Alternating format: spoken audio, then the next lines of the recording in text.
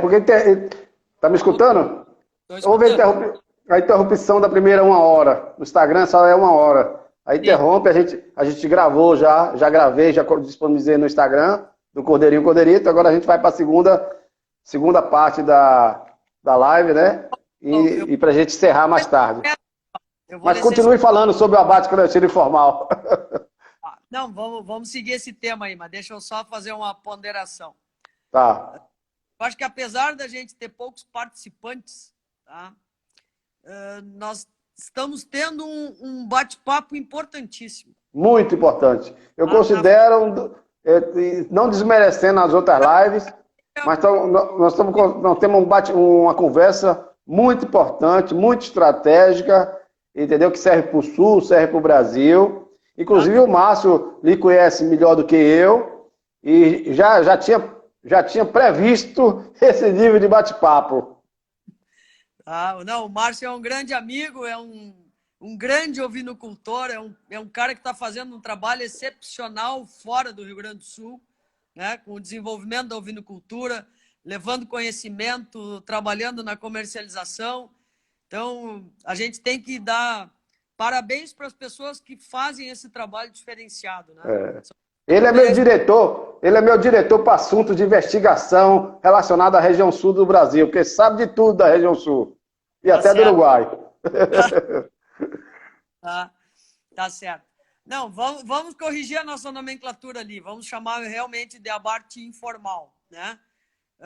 O que acontece aqui a nível vamos dizer assim, da nossa fronteira oeste, tá?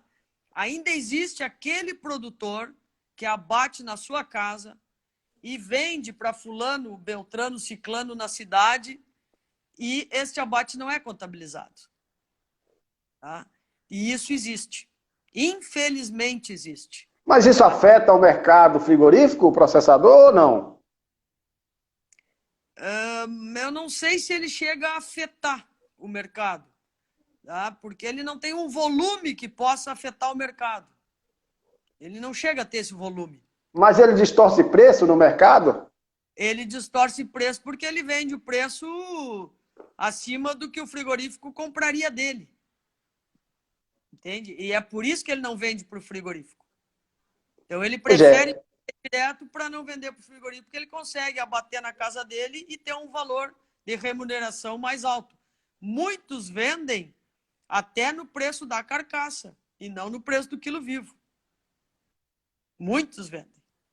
Tá? Mas, agora, eu vejo o quê? Se o Uruguai coloca, às vezes, uma paleta ou uma costela, sei lá, seja, não importa qual empresa, para uma questão de desova no Brasil, por causa do estoque, está faltando 6 meses para vencer, de 2 anos e meio. Ele coloca no Brasil e vende do preço igual ou menor do Uruguai.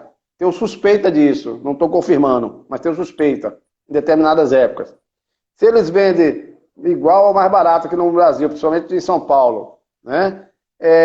E a gente acha que isso distorce o preço do nosso mercado, né? Porque aí o produtor fica dizendo, um produto aqui chega de tanto, você compra de tanto, eu vou vender mais tanto, vou concorrer. Porque essa história do abate informal também não deva ser levada em termos de análise com o mesmo caminho. Eu não vejo diferença.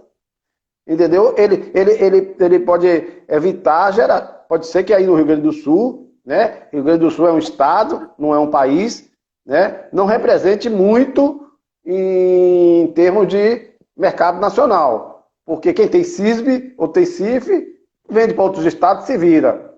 Mas um cidadão como aquele Laranjeira, que nós fizemos uma live com ele, da família Brosati, aquele frigorífico lá que a Emater ajudou aí no Rio Grande do Sul a montar uma planta frigorífica para bater 25 animais por dia. Ele sofre isso. Ele está sofrendo isso. Ele deu o testemunho dele na live, né? Que não foi um tiro na barriga que ele deu, um tiro no pé, mas mais ou menos isso. Ele já está passando várias dificuldades. Está passando várias dificuldades por questão desse mercado, né? Porque ele não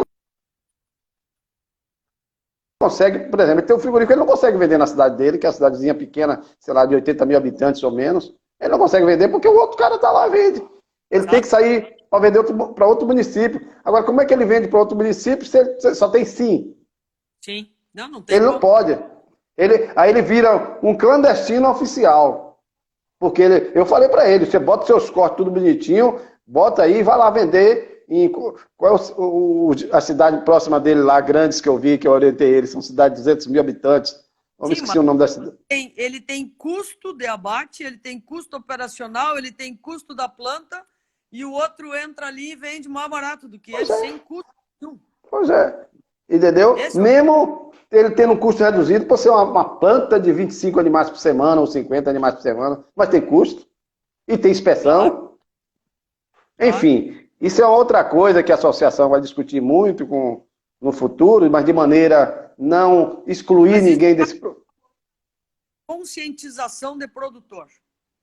Essa conscientização é a nível de produtor. Tá?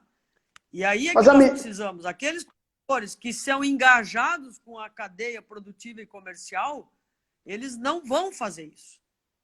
Isso aí termina. E aí eu não tenho dúvida também. A indústria que existe perto deles, porque aquela indústria, se aquela indústria existir, a ovinocultura é forte. E é isso que nós temos que pensar. Se nós temos uma indústria forte, nós temos uma ovinocultura forte. E esse é o caminho. Exatamente. Se não fosse assim, a Nova Zelândia e a Austrália não era o que é. Sim. Né? Nem tampouco o Uruguai. Né? Apesar de ser um país pequeno em termos de consumo, né? Por tamanho de rebanho.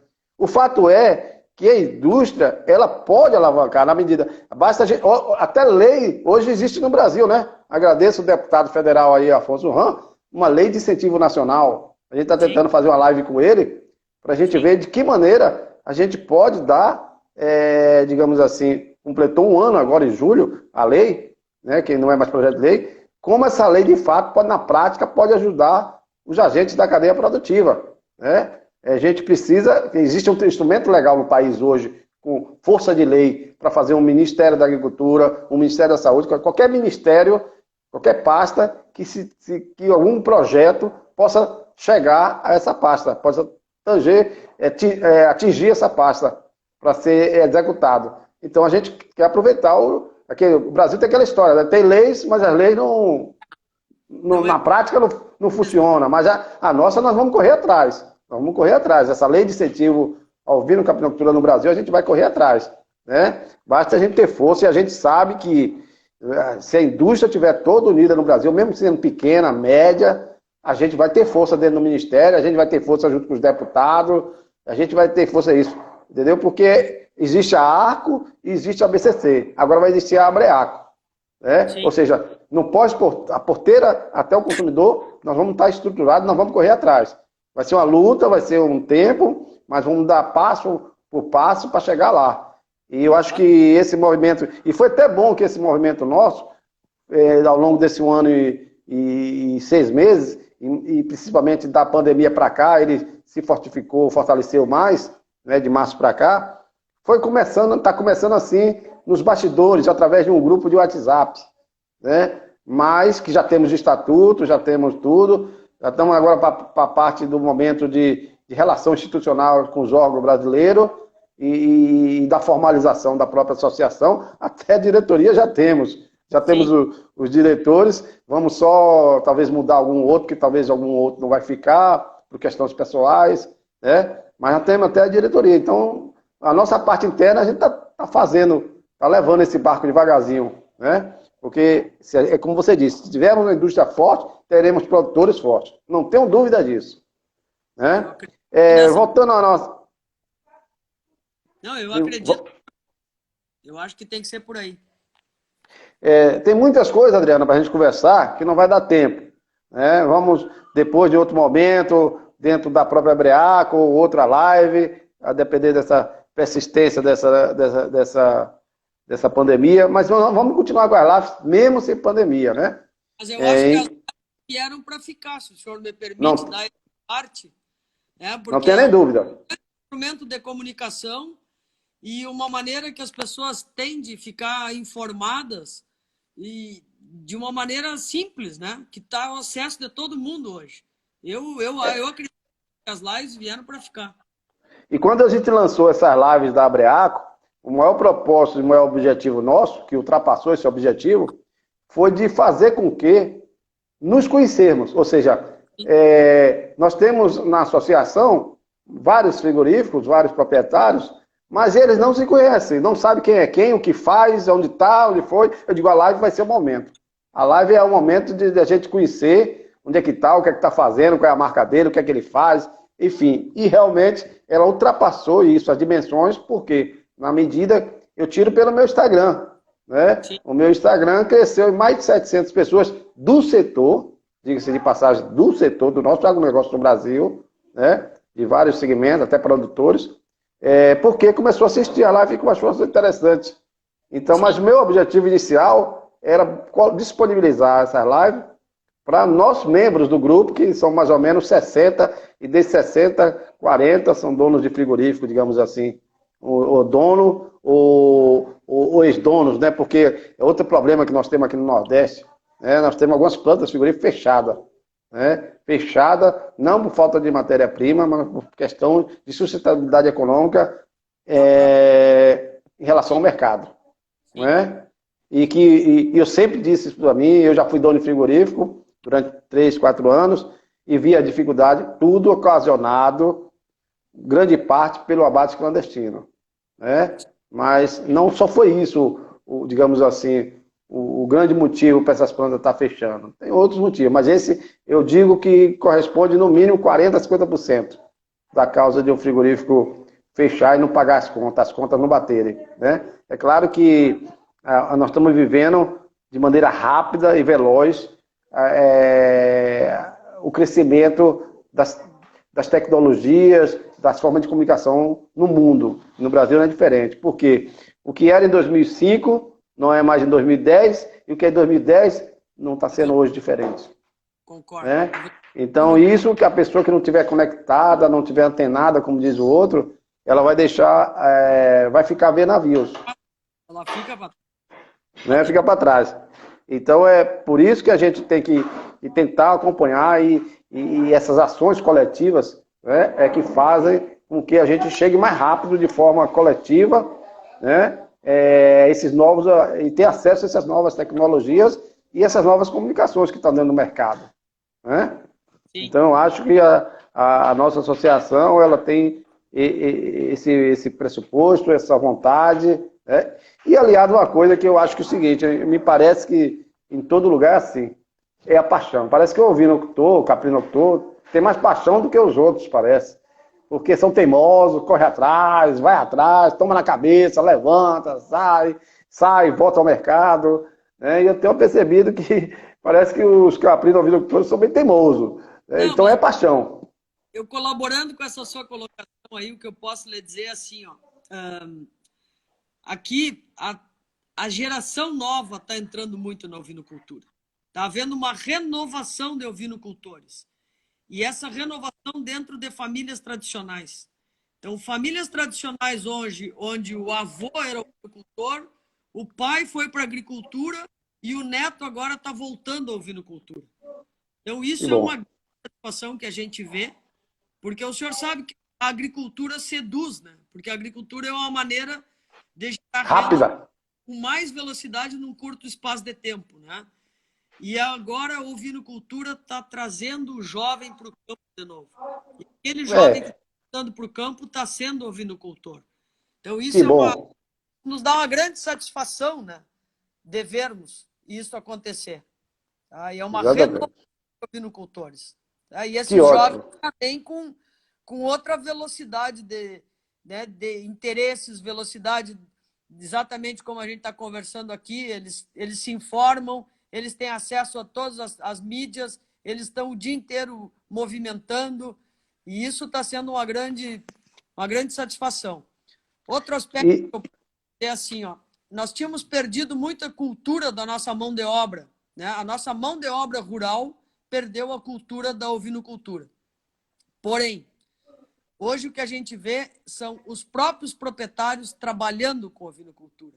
E isso muda também os índices atingidos dentro da propriedade. Porque a ovinocultura hoje ela não está mais na mão de funcionários. A ovinocultura de pequeno e médio porte, ela está na mão dos próprios proprietários. São aqueles. E a ovinocultura traz a mulher para o campo também, porque a mulher lida com a ovelha. Muitas vezes a mulher não lida com o bovino e não lida com o equino, mas ela lida com a ovelha. É fácil, né? A ovelha a gente bota a mão e agarra. E uma pessoa de 70 quilos agarra uma ovelha de 45 quilos. Essa é a diferença. Então está sendo gratificante vermos isso, a renovação tanto dos proprietários como daqueles proprietários hoje que lidam nos seus próprios rebanhos. Que bom. Isso é ótimo, é uma boa notícia.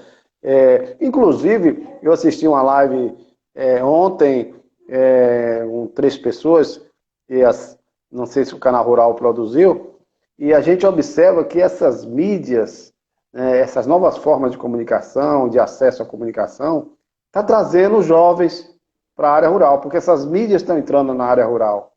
Então, o Donário Lopes de Almeida, né? O Donário... não sei. Eu acho que foi a live. Exatamente. Porque o que acontece é o seguinte, o jovem, ele quer estar sempre na vanguarda. Ele quer estar sempre... E a vanguarda sempre só acontecia na cidade, né? Exato. E hoje a vanguarda está chegando ao campo, onde ele chega no celular, ele tem acesso à mídia, ele tem a internet. É por isso que é importante esse movimento de dar acesso à rede de internet em todo o Brasil, né? A banda larga, o que for, para que a pessoa no campo tenha acesso à informação em tempo real. Não, e a outra vantagem da tecnologia é que a tecnologia hoje possibilita que o proprietário rural possa permanecer na sua propriedade. Porque ele faz tudo hoje pela internet. Ele não precisa ir mais no banco, ele não precisa mais... Ele só sai da propriedade quando ele precisa estar fisicamente em algum local. Então, isso trouxe que a propriedade rural nada mais é do que a empresa. Ela tem que ser considerada a empresa dele. Exato. Está presente na sua empresa. Ele não tem como administrar a sua empresa da cidade, né? E isso foi possibilitado pelo avanço da tecnologia para dentro do meio rural também, né? Então, não tenho nem dúvida. É um grande ganho que nós temos aí, né?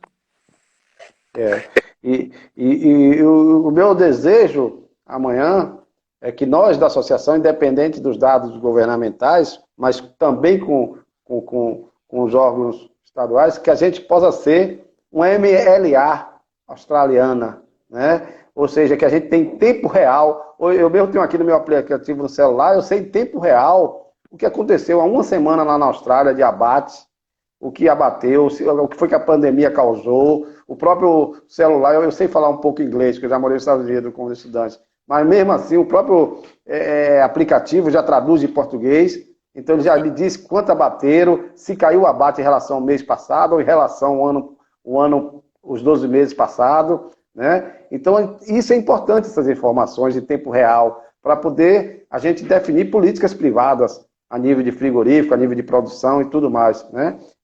Então eu fico olhando assim, eu digo, rapaz, que dia um dia a gente vai chegar aqui no Brasil? Mas vamos chegar porque a tecnologia está aí disponível para a gente. A gente só precisa ter acesso. A velocidade da tecnologia é imensa. É rápido demais, né? E a gente só precisa digitalizar essas informações em tempo real, digamos assim, né? Com auxílio. Mas voltando para o frigorífico, Adriana, é outra coisa que eu não sei se você acha importante, que é inclusive uma demanda que a gente quer levar para o Ministério da Agricultura, né?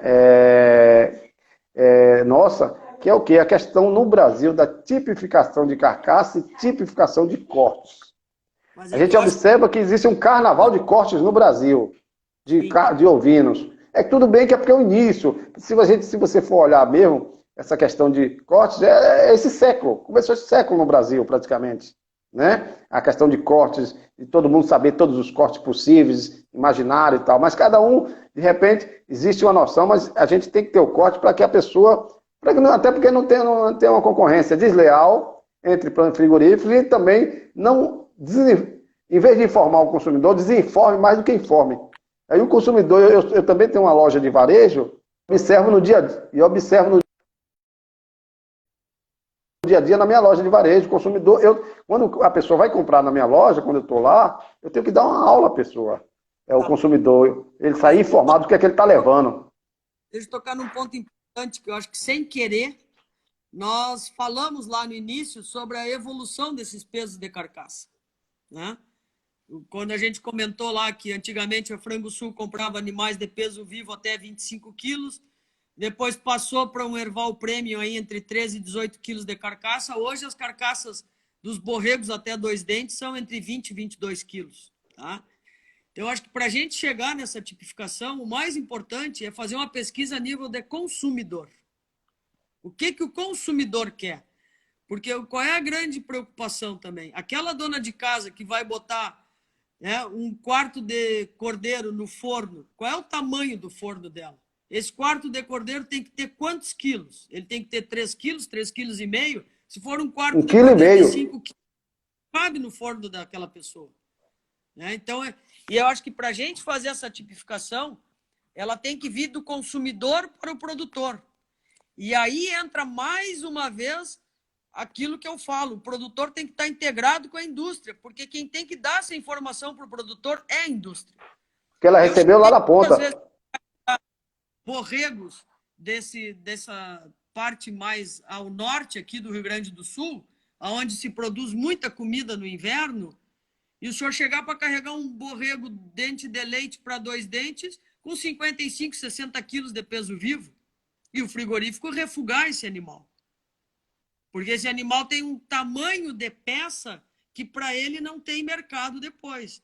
E aí, se não tiver os cortes das carcaças, ele não aproveita aquela carcaça. Então, eu acho que isso é uma pesquisa que a gente precisa ser feita a nível de Brasil.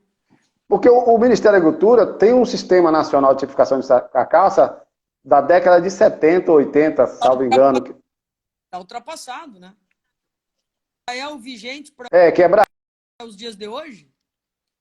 Brasil, eu tenho até essa portaria, essa lei do Ministério da Agricultura. Então, a gente tem que conversar com o Ministério da Agricultura para poder atualizar, pelo menos, né? E de comum acordo com a nossa associação e os frigoríficos, por consequência, se a gente avança também na tipificação de cortes, né? Porque tem gente que dá nome, às vezes o consumidor daqui do Nordeste não sabe o nome que aqui no Nordeste se deu, o Nordeste do Rio Grande do Sul, se vamos usar a nomenclatura inglesa, ou inglês, ou se vamos usar a nomenclatura em português. Então fica... É bem verdade que o consumidor aprende rápido, mas nós sabemos que no Brasil nós temos uma lei de defesa do consumidor muito exigente, né? Sim. Das mais exigentes do mundo. Então ela pode gerar em determinado momento, é porque nunca houve disso o processo no Brasil, digamos, o consumidor comprar um determinado corte de um frigorífico, de uma gôndola, de um supermercado, de um estado, e comprar em outro estado e se sentir enganado, e processar aquele frigorífico e aquela rede de supermercado. Porque eu digo, ó, vocês me venderam aqui um tal de um carré short e me venderam um carré francês. Aí eu comprei, aí o outro botou o carré francês curto, o outro botou longo, e aí eu comprei um pensando que era outro e paguei mais caro ou mais barato. Aí o outro vai dizer, não, eu comprei um filé, mas o filé estava escrito lá que era filé, não falou nada, mas o outro tem filé lombo e é filé mignon. Qual que é? Quer dizer, tudo isso, tudo que gera que a informação não é transparente para o consumidor, é passivo de ter um processo. Alguma entendeu? Reclamação, então, claro. mesmo que não dê um processo Sim. de custo financeiro, mas um processo de retratação e tudo mais perante a instância judicial, porque a nossa lei de defesa do consumidor permite isso, né? Sim, senhor. Sim. A gente precisa de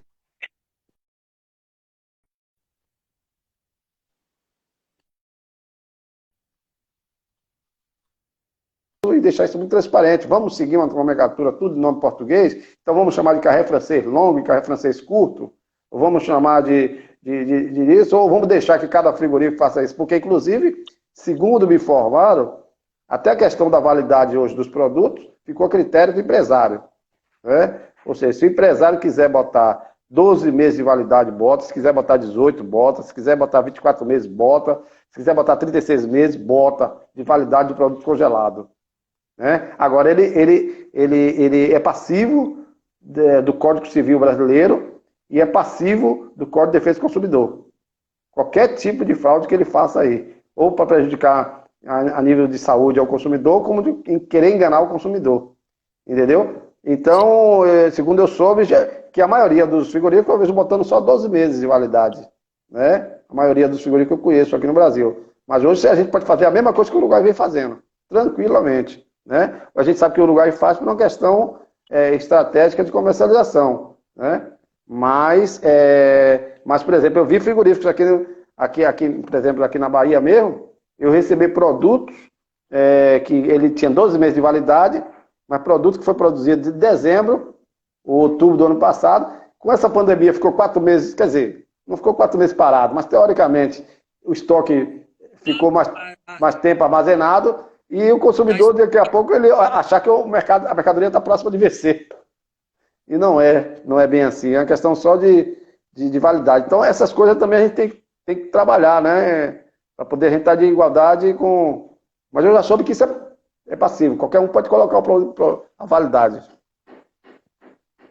Mas essa unificação de nomenclatura e essa unificação de carcaça a nível do Ministério da Agricultura eu acho muito importante, porque ela evoluiu muito e com o CISB, o frigorífico Ilha Vermelha aqui vai distribuir para todo o Brasil. Então ele distribui uma nomenclatura que o resto do Brasil absorva, não pode fazer uma nomenclatura local aqui. Daqui a pouco Exatamente. Eles não sabem o que estão comprando, né? Então, deixa eu dar um exemplo aqui no Nordeste. Aqui no Nordeste chama ensopado de carneiro, que é o quê? As aparas do abate junto com costela cortada, pescoço fatiado, né? E bota lá. Aqui para cima da Bahia, a cultura tradicional não é chamar ensopado, é chamar guisado. É guisado, que na verdade o ensopado, a palavra ensopado e a palavra guisado, é o prato feito, digamos assim. É o prato que está cozinhando, não é o prato, não é o corte em si, o prato, né? Então chama ela guisado. Mas aí, aqui para cima chama o sarapatel, que são as vísceras cortadas, as vísceras vermelhas e branco cortadas, chama de sarapatel aqui na Bahia. Na Paraíba chama de picado. Aí ele mete o rótulo lá picado, se aceitar a inspeção, já foi lá com picado. E o gaúcho vai saber o que é picado, o que é sarapatel, vai saber o que é víscera. Não, é que essa nomenclatura, o senhor vê, ela muda muito dentro do próprio estado do Rio Grande do Sul, que dirá o Brasil afora, né? Pois é. Então a gente não consegue 100%, mas a gente tentar dar um norte. Pelo menos, exato. Agora, o que é importante é o estudo do peso da carcaça para isso é muito importante. Categorias e dentições. Eu acho que isso é muito importante. E esse é um estudo que está precisando ser feito. Isso já existe no Ministério. Nós vamos evoluir, atualizar. Digamos assim. Sim, atualizar. Entende? Porque o que a gente está vendo? Que hoje está se produzindo ovelha mais pesada do que se produzia antigamente. E as carcaças vão ser mais pesadas.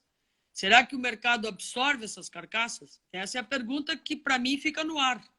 E para o mercado absorver a carcaça, ele não pode ser vendido como peça. Ele tem que ser vendido como corte. Desde o momento que ele seja mais pesado. E eu acho que o mercado não absorve.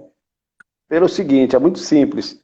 Porque cada vez a tendência é que o preço ele torne cada vez mais, não sei que percentual, já que existe, quando o mercado existe uma demanda maior que a oferta, é natural e normal que o preço suba, né? Então, se o preço vai subindo, esses cortes pesados se tornarão muito caros na gôndola e se tornará um limitador do cara levar para casa, né? Então, se esses cortes eles estiverem cada vez mais menores, e aí que é interessante, essa informação que é dada na ponta vem parar no produtor, no melhoramento genético.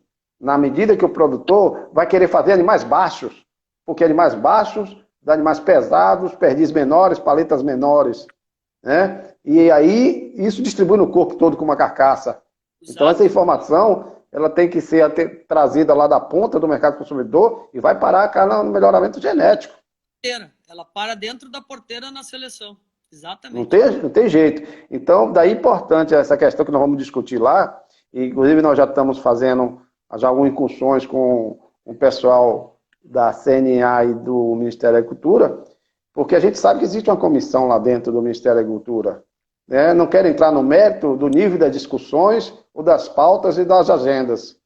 Eu vejo isso muito bem andando na questão sanitária de doenças, vejo isso andando muito bem em outras questões, mas há questões ligadas ao mercado, como a gente está conversando agora, e ligado aos frigoríficos, que pode trazer melhora. Isso eu não vejo nada. Posso estar enganado, me desculpe se eu estou falando alguma coisa totalmente fora de controle. Mas, pelo que eu sei, não é. Né? Então, eu acho que essa comissão que existe lá em Brasília, né, do Ministério da Agricultura, ela deve estar antenada com o mercado da ponta, mercado consumidor. Né? E o mercado consumidor, quem pode dar esse feedback imediato são as indústrias frigoríficas. Né? Que estão mais próximas desse mercado consumidor final, junto com as redes de distribuição, junto com as grandes redes de supermercado, junto com o consumidor final. Então, daí, pode falar. Desses 40 frigoríficos que participam da associação, existem muitos frigoríficos de Santa Catarina e Paraná? Existem os 3 de Santa Catarina. Né? Do Paraná, existe 1 ou 2, né, que participam não muito efetivamente, mas sempre no privado nós trocamos a discussão. Tem muitos que participam da associação, mas não se manifestam. Mas no privado sempre se manifestam junto comigo. Né? Talvez, não sei por que motivo, né, mas tem 2 do Paraná e tem 2 de Santa Catarina. Eu faço essa pergunta porque a maioria dos ovinos do Rio Grande do Sul são vendidos para Santa Catarina e Paraná. Eles compram muito mais aqui do que os próprios frigoríficos gaúchos abatem. Inclusive, me parece que existe uma intermediação, né? Ou seja, os ovinos comprados do Rio Grande do Sul e abatidos em Santa Catarina não é para ser comercializado em Santa Catarina. É para ser comercializado fora de Santa Catarina. São abatidos em Santa Catarina e depois de abatidos a carcaça vai ser vendida e os cortes fora. Vão ser... Não é nem muitos. É igual a história que me informaram, né? Não sei se eu falei aqui na live com você, que o Mato Grosso é o maior importador, Mato Grosso e Santa Catarina. Né? São os maiores importadores de ovinos do Brasil. Mato Grosso e Santa Catarina. Agora, Mato Grosso, o que é que faz? Os animais direcionados para Mato Grosso, mas morrem para em São Paulo. Só a nota fiscal que vai para Mato Grosso. Que tal? Entendeu? Sim, eles importam já carcaça. Eles importam carcaças. Mas sabe por quê? Porque Mato Grosso tem isenção tributária, fiscal. Sim, por causa do ICMS. Exato. Aí para em São Paulo. Sim. Pronto, o Brasil pode fazer tudo. Sim. Certo? E Santa Catarina, porque tem pessoas que são grandes no comércio, no mercado, né? Não só de importação, como de abate de animais também. E o comércio maior é fora do Brasil, ou fora de Santa Catarina, né? Entendeu? Então, Santa Catarina, se você fazer levantamento, você vai ver Santa Catarina e Mato Grosso como grandes importadores de ovinos no Brasil. Aí você fala, consome tudo lá no Mato Grosso e lá em Santa Catarina? Não. Sim. São mandados para outros estados. Uns por questões fiscais, outros por questões simplesmente de localização, entendeu? E por ter conhecimento do mercado, distribuidor, digamos assim, né? Mas até aí tudo bem, né? Como é que aconteceu? Antes, agora não, porque eu acho que a própria Marfrig, no caso específico aqui da Marfrig JBS falando, eles, não sei porquê, porque o mercado interessante para eles, para ovina, não é Brasil. O Brasil eu acho, na minha opinião, posso estar errado também, é uma desova. Né? É uma desova, mas a não ser que o Brasil pague o mesmo preço. A não ser que o Brasil pague o mesmo preço que se ele mandar para a Europa. A não ser que o Brasil pague mesmo que ele manda para a Europa, Estados Unidos ou China, sei lá. Aí tudo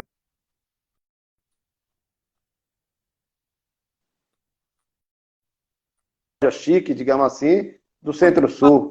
Uruguai, matar na Argentina, matar no Chile e trazer para o Brasil. Porque exato, pode ser, né? Eles têm planta hoje. O Marfrig tem no Uruguai, tem planta na Argentina e tem planta no Chile. Pois é.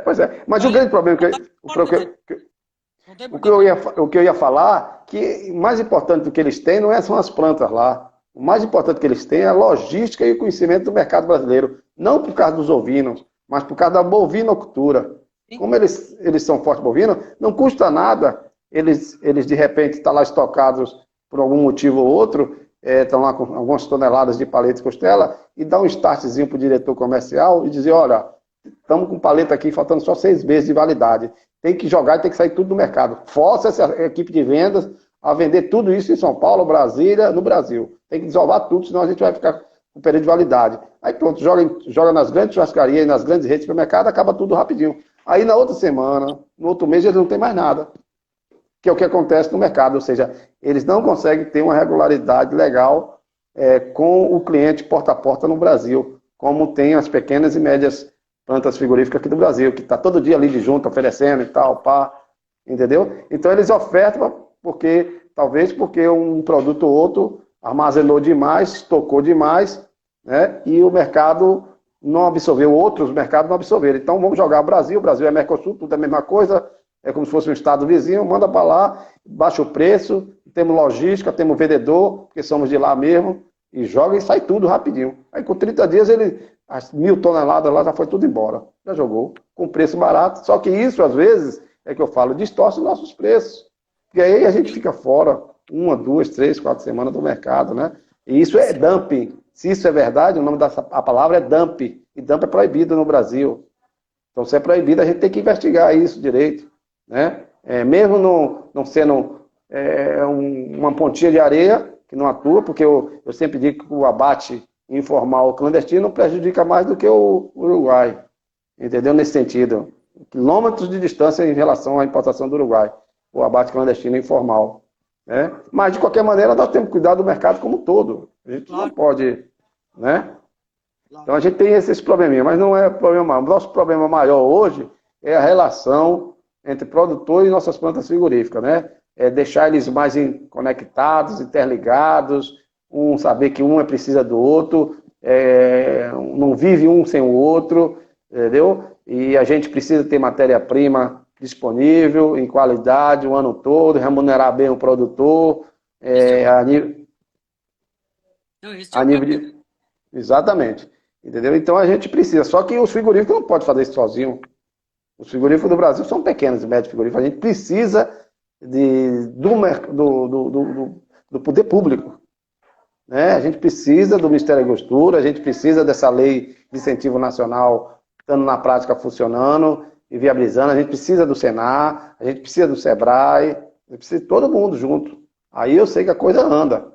Né? Um produtor sozinho, ele fica muito distante, ainda que pese a comunicação das tecnologias está aí disponíveis, mas ainda ele é um pequeno que tem preocupações, às vezes, elementares, preocupação que vai comer amanhã, entendeu? A família, uma renda mínima, ele tem essa preocupação. Então, não adianta nada eu estar falando palavras bonitas no celular para ele, ou ele vendo a comunicação da associação, se ele está com problema lá de renda mínima, para poder sustentar a família. Entendeu? Então, isso a gente só pode construir junto com o governo. Não tem como. Muita gente não gosta que eu fale em governo, que tem que viver independente de governo. Não é a realidade da nossa cadeia produtiva. Ainda não é. A gente sabe que existe uma minoria aí, existem criadores de 1.000 cabeças, 3.000 cabeças, 5.000, a gente sabe. Mas isso é minoria. A gente sabe que existem animais de altíssima qualidade, tanto de lanado como deslanado, a nível fora do Brasil, de criação, de genética, de rendimento de carcaça, a gente sabe disso, entendeu? Mas não é a maioria, é a minoria. E a minoria não vai sustentar essas plantas frigoríficas, ainda que tenha poucas plantas frigoríficas. Não sustenta. E ainda mais que querem crescer. Né? Agora a gente tem que poder agregar todo mundo, junto com as políticas públicas. Né? A questão do abate clandestino é um problema sério, um problema sério. Como é que a gente vai construir? Vamos mandar para aqui, tem que ter contrapartida, tem que ter contrapartida. O que é que o governo vai oferecer, o que é que o frigorífico vai oferecer? O frigorífico só tem uma coisa a oferecer, as plantas frigoríficas. Para trazer os animais para serem abatidos.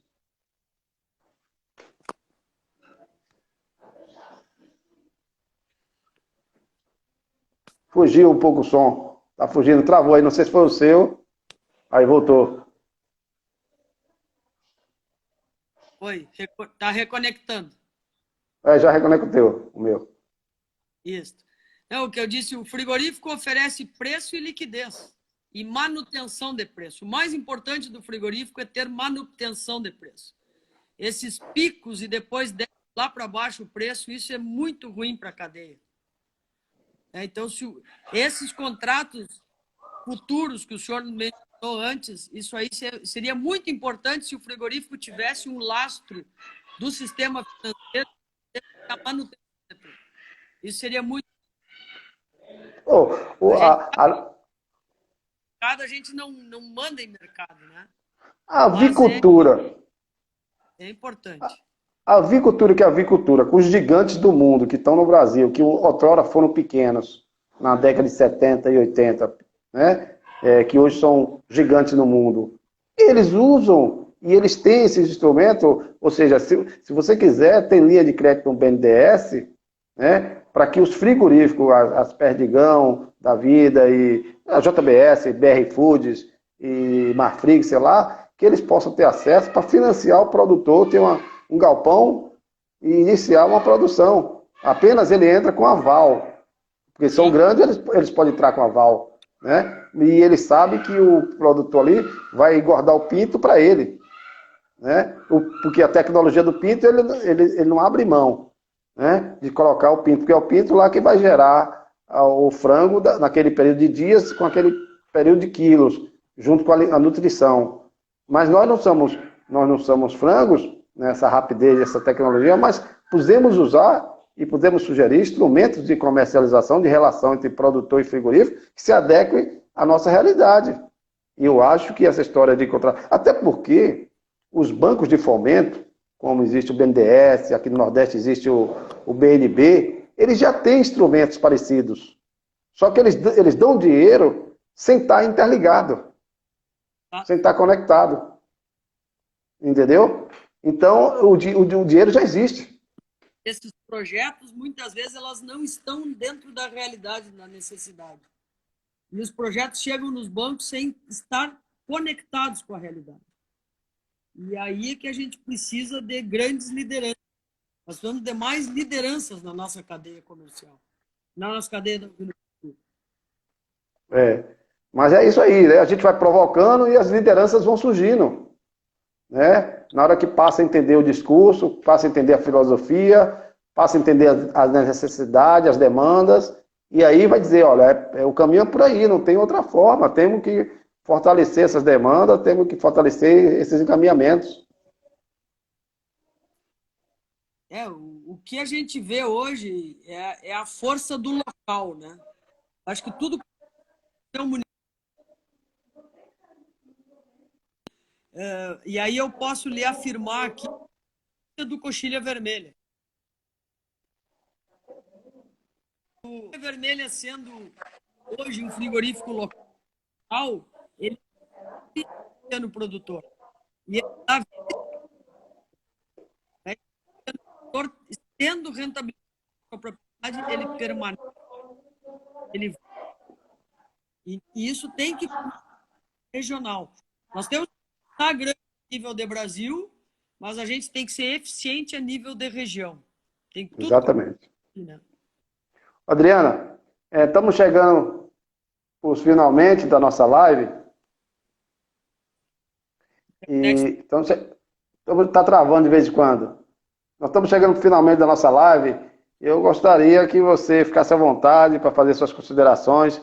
Acho que o nosso papo foi muito bom, muito conectado, e a gente vai ter outros momentos de conversas em alguns outros fóruns, ou através de live, ou videoconferência, ou até mesmo quando eu puder conhecer o Rio Grande do Sul, que acho que é o único estado do Brasil que eu não conheço, é o Rio Grande do Sul, e Santa Catarina. Os demais eu conheço quase todos. Né? E aí eu gostaria de lhe dar esse tempo aí para você falar. Um abraço lá ao proprietário, o Mário, né? Mário Germano. E estamos aí todos unidos, pensando na sustentabilidade dos nossos negócios, das nossas empresas. Eu gostaria primeiramente de agradecer o convite, parabenizá-los pelo trabalho que vocês vêm fazendo. Eu acho que essa live acabou sendo mais importante para mim do que para você. Tá? Porque a gente é um pouco arraigado aqui a nível de ovinocultura, né? O Rio Grande do Sul foi um grande estado produtor de ovinos, hoje não é mais, é a nossa realidade, mas eu acho que nós estamos no caminho para, não digo voltarmos a ser, mas voltarmos a ser ovinocultores por excelência, né? E ovinocultores de excelência. Como eu lhe disse lá no início, eu acho que a gente tem aptidão ovina, principalmente devido ao nosso meio ambiente. Nós temos um meio ambiente, né, não digo só na fronteira oeste, porque na realidade a gente tem um meio ambiente em todo o Rio Grande do Sul que possibilita a criação de ovinos. Aqui mais ainda contando com a nosso campo nativo, que é um campo nativo que produz ovinos. Nós temos clima, nós temos meio ambiente, nós temos pradeiras naturais excelentes para ovinos. Então, isso nos satisfaz, e satisfaz mais ainda a gente ver, como comentamos, dos jovens voltando ao campo, os jovens voltando a serem ovinocultores, e nós precisamos integração.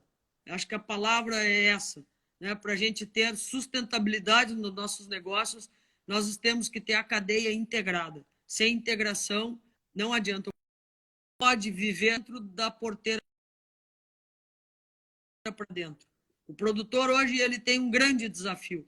Ele tem que ser altamente eficiente da porteira para dentro e ele tem que estar conectado da porteira para fora, porque as exigências vêm de fora, né? O nosso grande desafio é o consumidor. Nós não trabalhamos porque a gente gosta de determinada raça ou não. A gente tem que criar a raça que o mercado absorve. Qual é a melhor raça? A raça, eu preciso saber se ela vai produzir ou não no meio ambiente. Mas eu tenho liquidez para aquilo que eu quero criar. Então, eu tenho que produzir aquilo que o mercado vai absorver. Então, eu preciso estar conectado com o mercado. Tá bom, Adriano. Muitíssimo. Muito obrigado, é um prazer lhe conhecer ainda aqui por live, né? O Márcio estava certo quando ele falou que o papo ia ser agradável, né? Ele sabe o que fala e sabe o que faz. Enfim, um abraço para o Mário e muito obrigado, e nós vamos se bater em outros fóruns. Um abraço. E a live vai estar gravada no nosso Instagram, essa parte também, a segunda parte. E eu estive para ir aí, por 2 vezes, a convite lá do pessoal do Uruguai, para aquela festa da churrascada que eles fazem aí, lá em Riviera, Santana, Livramento, ali vizinho. Eu digo, eu vou fazer uma viagem, que eu vou ter que ir de avião, vou ter que pegar ônibus, vou ter que pegar carro, mas enfim, ia ter esse ano, na festa para a pandemia adiou novamente, mas para o ano a gente está por aí, por Santana e por Riviera também. Espero que um dia eu possa ir, pelo menos, um dia não, e por conta da associação, ainda vai no Rio Grande do Sul, antes dessa festa que é no final do ano que vem agora, porque esse ano foi adiado. Tá bom? Um abraço e muito obrigado pela live. Eu que agradeço. Muito obrigado.